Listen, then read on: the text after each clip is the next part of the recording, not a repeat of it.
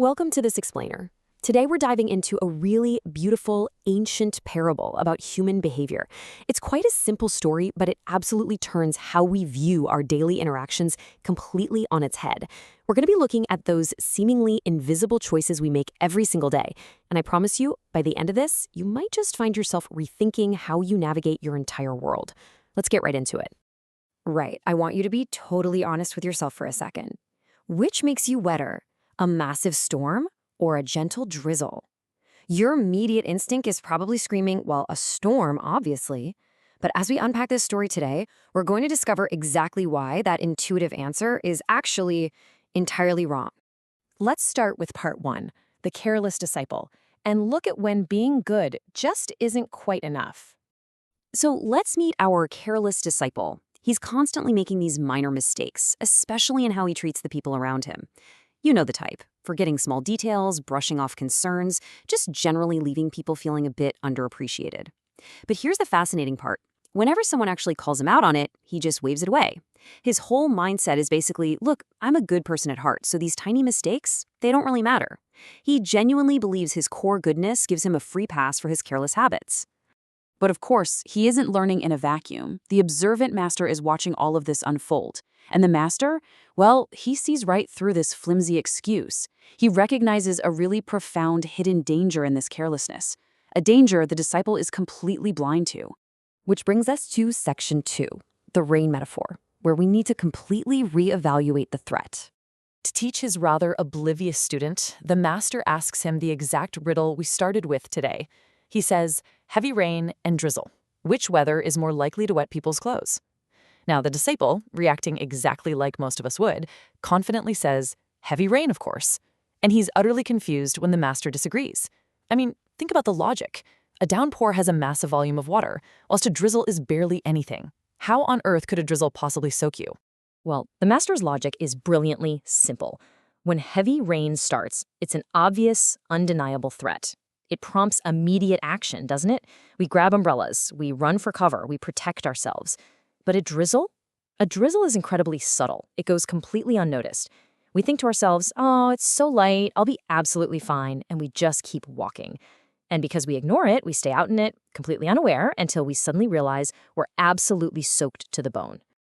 Let's see how this plays out in reality in section 3, the danger of drizzle, looking at the psychology of micro-habits.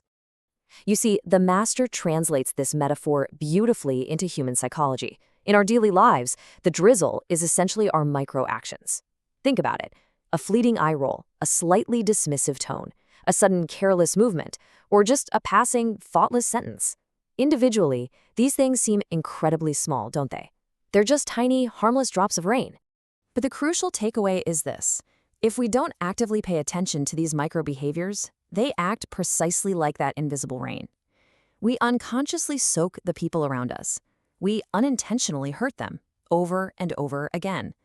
And the real tragedy here, this doesn't just damage our relationships, it actually sabotages our own lives. Ignoring these small details breeds unnecessary friction and hardship. Upon hearing this, the disciple has a massive light bulb moment. His tiny, harmless habits actually need immediate correction. And this leads us to our final section, success in the details, and how mastering them can quite literally rewrite your destiny. The absolute core of this lesson is grounded in a phrase we all know, but let's be honest, rarely practice. The devil is in the details. The master, you see, was looking at the long game. He knew that if the disciple remained indifferent to the little things, those tiny drops of water wouldn't just stay drops. Oh no, they would eventually compound into a devastating flood of severe consequences. This also beautifully highlights the vital role of a mentor. Why do we follow masters so closely? It's because true success isn't usually born from grand, sweeping, heroic actions. By observing a master, we start to notice their hidden micro-habits. We see the tiny, successful details in how they speak, how they listen, and how they treat others. These are details we would be completely blind to on our own. It's a brilliant psychological mechanism, really. Everything starts with the details, our small choices and actions. Repeated over time, those details solidify into our habits. Those habits, whether they're good or bad, directly dictate the results we get. And ultimately, those cumulative results carve out our overall destiny. The math is beautifully simple. By taking control of step 1, you guarantee step 4. The master leaves us with these final golden words, which perfectly encapsulate the entire philosophy. He says success is not a grand thing, but every small detail. Success lies in the details. It is such a profound, humbling reminder that true greatness is built quietly, deliberately, drop by drop. So I want to leave you with a thought to reflect on today. Take a moment to look inward at your own daily life. What drizzle are you ignoring? What passing comments, minor frustrations, or tiny habits are you brushing off as completely unimportant? Remember, it's almost never the giant storm that catches us off guard. It's the gentle rain we fail to notice. Thank you so much for exploring this with me today. It's been brilliant having you. Now I highly encourage you, start paying attention to your own drops of rain.